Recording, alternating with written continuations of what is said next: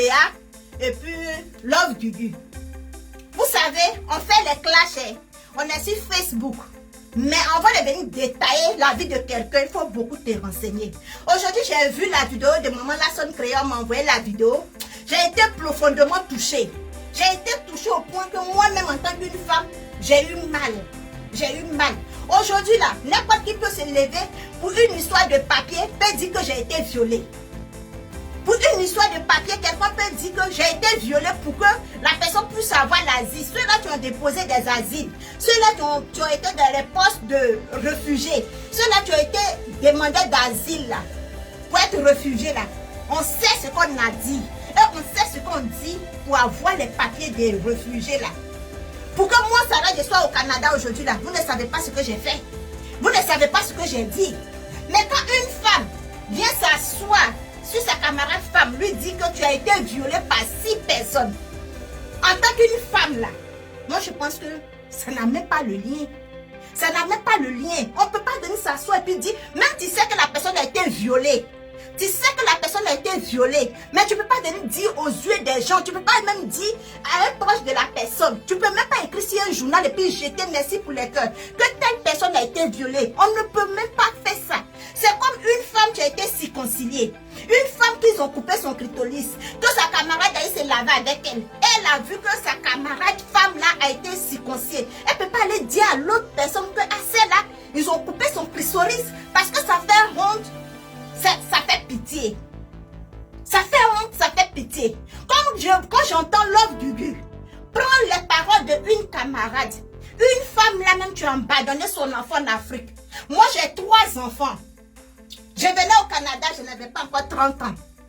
Je quittais la Côte d'Ivoire en 2010 là. Je n'avais pas 25 ans. Est-ce que vous comprenez?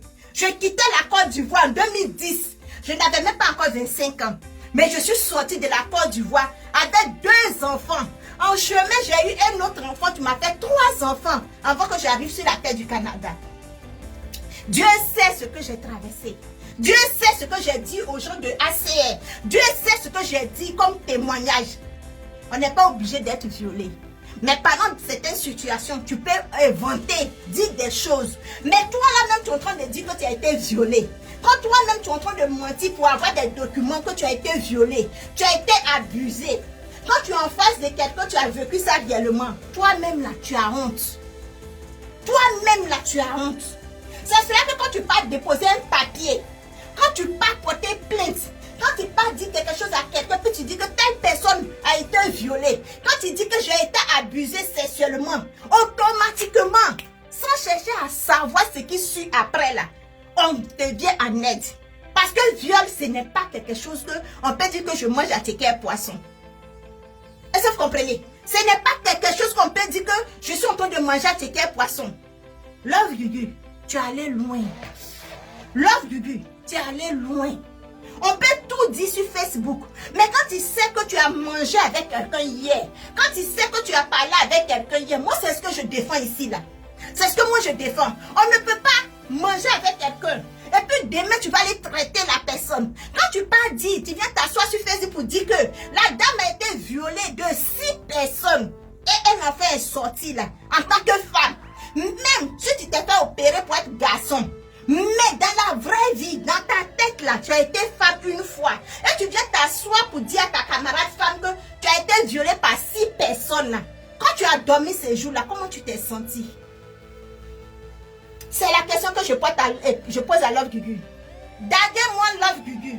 Parce que parfois, à cause des vues, à cause de Facebook, à cause de se faire aimer, à cause de recevoir les messages des gens, au fait de se faire appeler star. Moi, je dis que je ne suis pas une star, c'est mes abonnés qui sont stars. Ceux-là qui sont abonnés sur ma page là, c'est eux, Sarah la joie. Moi, je suis que la communicatrice. Mais ceux-là qui font Sarah la joie, c'est ceux-là qui sont assis derrière les téléphones. En voulant faire plaire à quelqu'un, tu détruis une mère. En voulant te faire aimer, tu détruis la vie d'un enfant. Parce qu'il n'y a aucun enfant, tu vas accepter moralement qu'il est né d'une viol. Il n'y a pas un enfant, tu vas accepter ça dans sa vie. Il n'y a pas un enfant. Mais quand tu viens t'asseoir à cause des vues de Facebook, tu dis à ta camarade femme, parce que vous êtes en clash, c'est ce que je dis toujours. Est-ce qu'on a besoin d'insulter pour avoir des vues? Est-ce qu'on a besoin d'insulter pour avoir des abonnés? Parce que les abonnés, même tu m'écris sur ma page là, quand ils vont regarder mes anciennes vidéos, ils me disent Sarah, mais enlève ton pied dans ça. Ils me disent Sarah, tu n'as pas commencé comme ça. Donc on me dit Sarah, arrête de rentrer dans les injures. Les abonnés, même tu m'écris en inbox, me dis de quitter dans les injures, de continuer sur ce que je vais commencer. Parce que les injures ne font pas avancer une personne. Parce que les injures ne donnent pas nom à une personne. Ne vous faites pas identifier par les injures. Ne vous faites pas identifier par les injures. Moi, comme cela, je suis une coiffeuse. Je suis une coiffeuse esthéticienne. Ma base, là, je suis esthéticienne. On va de quitter la Côte d'Ivoire pour venir au Canada, là. On va de quitter en Côte d'Ivoire 2010, là. J'avais mon salon de coiffure. Je n'avais même pas encore 20 ans. Mais j'avais mon salon de coiffure.